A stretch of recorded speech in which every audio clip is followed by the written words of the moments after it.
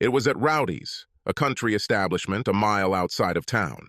She was sitting with two other girls, and as soon as I looked at her, I knew I just had to try it.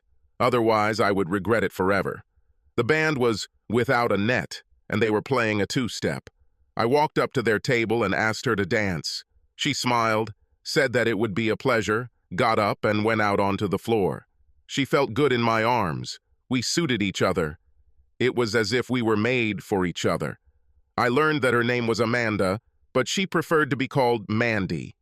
The deuce ended, and the guitarist said, "Everyone hits the dance floor for the electric slide." Slide was followed by Tush Push, and we stayed in the room for both songs.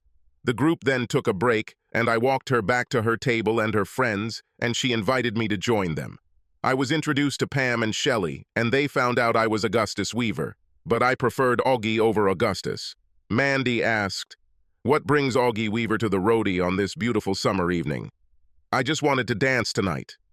"You wanted to dance but came without your girlfriend?" "I don't have one, but I don't need it to dance." "Why don't you have a girlfriend? Is there something wrong with you?" "No, as far as I know.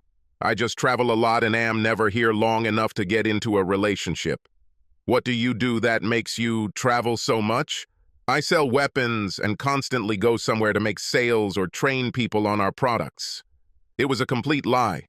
In fact, I was Sergeant Augie Weaver, serving in the Army and having 3 days leave. But I learned from personal experience that the local ladies were not very kind to soldiers, probably because when they were interested in a guy, he was transferred to another unit, and they were left behind.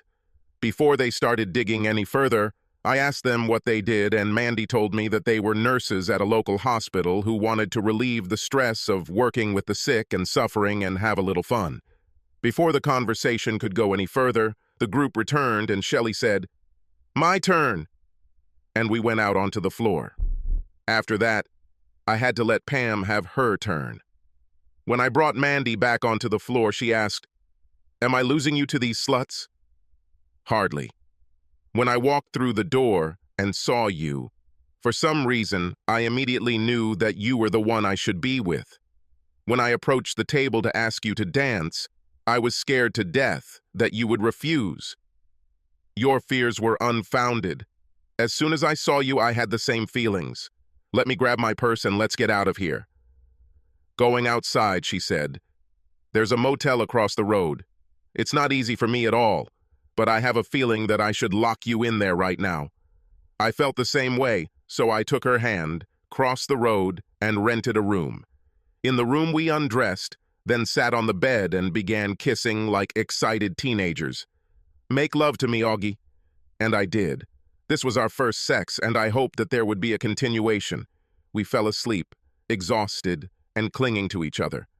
We woke up and continued again, then went to a nearby diner called Mom's. I'm not kidding. It was really called Mom's. While we were eating, Mandy asked me what I wanted to do that day, and then I replied, "Find someone to marry you." And she laughed. "I'm ready, but it can't be that fast. I have to tell my mom, and she'll want to plan the wedding. Think about what we can do while you drive me home. I have to let my neighbors know that I'm okay." Roommates, Shelley and Pam. Shelley was driving last night, so you have to take me home. I took her home, and my life became hell when we walked into her apartment. Shelley and Pam were in uniform, with gold second lieutenant bars on their collars. As I said, it was a surprise, and not a very good one. I looked at Mandy and said, "I thought when you said you were nurses at the local hospital, you meant the county hospital." "For our service, the official hospital is the local hospital. Give me a minute to change, and then we can go." She left the room, and as soon as she left, I turned to Shelley and Pam and told them, "Tell her that I'm very sorry and that I will never forget her." I turned and left. Why? Because Mandy was an officer and I was a soldier, and the Army would never allow us to have a relationship. It hurt. It hurt a lot. But it didn't hurt as much as it would have if we'd gone deeper before we found out. The desire to leave killed me. She was the only one. I knew it as soon as I saw her, but we had no hope. If I had only served for a short time and was close to being discharged, we would have managed, but I served only a year after my second draft, and I still had almost 5 left. I had a 3-day vacation and didn't have to come back until the next day, but I lost interest in anything. So I came back early, which surprised a lot of people because no one had ever done that. For the next 2 months, I cried silently every night thinking about Mandy and what could have been. Then something happened that I hoped would never happen. At the shooting range, the private was stupid with his weapon. For some reason, he was turned away from the target and his rifle was pointed in my direction when one of the other sergeants saw this, tapped him on the shoulder, and told him to keep his weapon pointed down. The slap scared the guy, and he reflexively pulled the trigger. The bullet went through the fleshy part of my left calf. It didn't hit the bone, but the blood came out like a bucket. I was rushed to the hospital, and the first person to come see me was Shelley. She gave me a hostile look and said, "I should let you bleed for what you did to Mandy, but asshole or not, it's my duty to help." I just looked at her.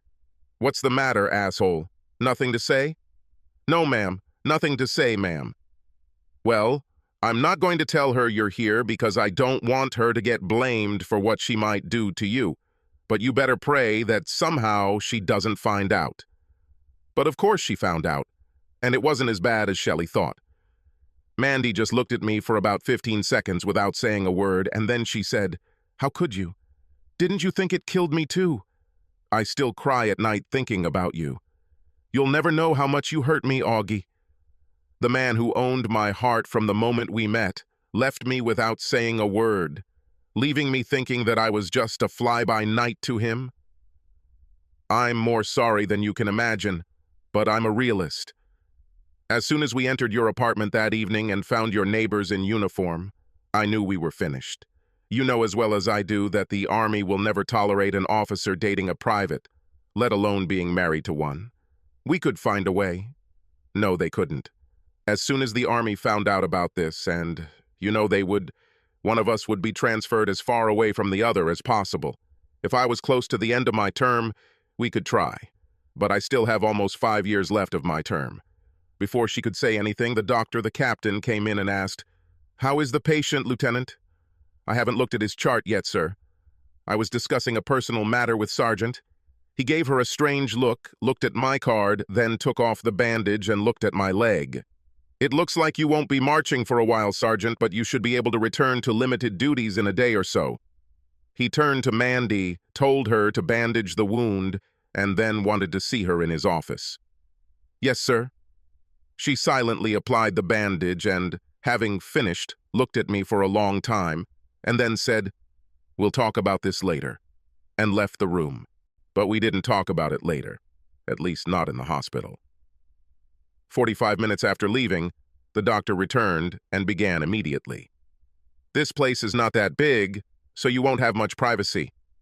I overheard 2 nurses talking about the private Lieutenant Mandrake was hanging on to, and when I walked into the room and she said she was taking care of a personal matter, I assumed you were the private. When she came to my office, she confirmed this. I ordered her to stay away from you while you're here. From what I've heard, you've been estranged from her ever since you found out she was an officer. This is true?" "Yes, sir." "My experience is that in matters of the heart, what is right and what is wrong is often ignored or overlooked. Lieutenant Mandrake is one of my best, and I can't afford to lose her. I'll talk to your commander about this, so don't be surprised if you're suddenly transferred somewhere far away from here. I'm sorry it turned out this way, Sergeant. I really am." A day later, I was released, and when I reported to my unit, I was transferred to light duty. 2 days later, I was told to report to the company commander. When I got to his office, the first sergeant told me to come right in. I entered, stopped 6 steps from the table, saluted and said, "Sergeant Weaver is here as ordered, sir." He saluted and said, "Calm down, Sergeant. I assume you know why you're here." "I roughly know, sir." When Captain Byers called me and said that I had to send you out of position and why, I told him that I could not do it because I could not afford to lose an employee of your level. He was not happy to hear this, so the good doctor went higher, and I received orders from the battalion to transfer you. How's your Japanese? Sir, you are being sent to the 187th, to Japan. How much time do I have, sir? I'm afraid not. Sergeant Meadows will give you orders when you leave this office. I have given you 10 days grace on your journey, but you must leave the location today. Have questions? No, sir. Good luck, Sergeant. Thank you, sir. Free. I came to my senses, saluted, grimaced, and left the office. The first sergeant handed me the order and said, "It's a shame you're leaving, Augie. It's a pity to leave, Tom. It's not my choice. I was kicked out of here just because I met the woman who was meant for me. I left the location at 6 o'clock and was furious. What the hell right did the Army have to punish me for falling in love? And I didn't kid myself that it wasn't a punishment. When I arrived at my next unit, I had no doubt that my new commander would be thinking, what kind of a freak is this Weaver, since he was kicked out of the unit and sent to me? I'll have to be on my guard. By the time I picked up my car from where I had to park it, I decided to say, "Fuck you, Army." I called the number I had for Mandy, and Pam answered. "This is Augie, Pam." "Is Mandy busy?" After a couple of seconds, "Augie?" "Yeah, baby." "I just received an order to transfer me to Japan. Dr. Byers wants me to be as far away from you as possible. My orders give me a 10-day delay in travel, and I would like to spend this time with you if possible." "You're sure?" "I don't want to cause you any trouble. I'll accept whatever trouble they want to give me if I can spend time with you." "At Rhodey's in half an hour. See you there?" I went to the Beta V because they had weekly rates, got a room, and then put on my civilian clothes. I was waiting for Mandy when she arrived at Rowdy's, and she ran into my arms. We had a drink and then went to the motel. We made love and talked and made love and talked for 8 days, and then I got on a bus to Fort Lewis, Washington. On the bus, I thought about our conversations. We were both realistic. She couldn't resign for another 2 years, and I could only get out of my service, which had a little less than 5 years left, by doing something that would lead to a transfer to the reserve on less honorable terms. And I wouldn't do this. In the end, we decided that we would endure and get together whenever possible. As a conscript, the Army didn't care what I wanted, but as an officer, Mandy could request assignments and sometimes even get them. We decided that as soon as I found out where I would serve, I would inform her about it and she would try to get an assignment somewhere closer to me. We had a hard road ahead of us and we knew it, but under the circumstances, it was all we had. When I arrived at Fort Lewis, I was told that it would be 17 days before the next ship sailed for Japan. Since I was temporary and not permanent staff, I was able to get a pass almost every night, and I reported this to Mandy. She agreed to take a vacation and spent 10 of those 17 days with me. 2 days after she left, I found myself on the USNS Marine Lynx, bound for Japan. The ship docked at Sasebo, and from there I was transported to the U.S. Army Base Camp Chickamauga in Beppo, Japan, where I was assigned to the 187th Airborne Infantry Regiment, part of the American Occupation Forces. After settling in, I texted Mandy, told her where I was, and crossed my fingers and prayed that she would get a transfer to a U.S. Army hospital in Tokyo. My fears about the consequences of the punishment turned out to be unfounded.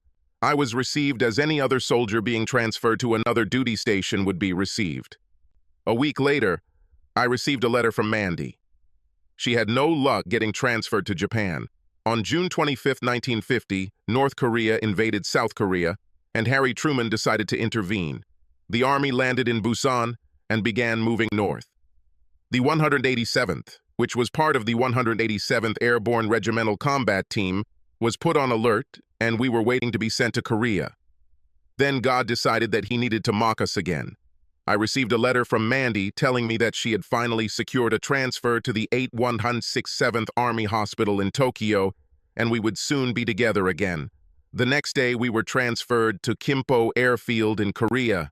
A month later, we made a successful parachute landing near the cities of Sukchon and Suncheon to try to capture members of the North Korean government who had fled Pyongyang and free American prisoners of war who were being transferred to the Manchurian border.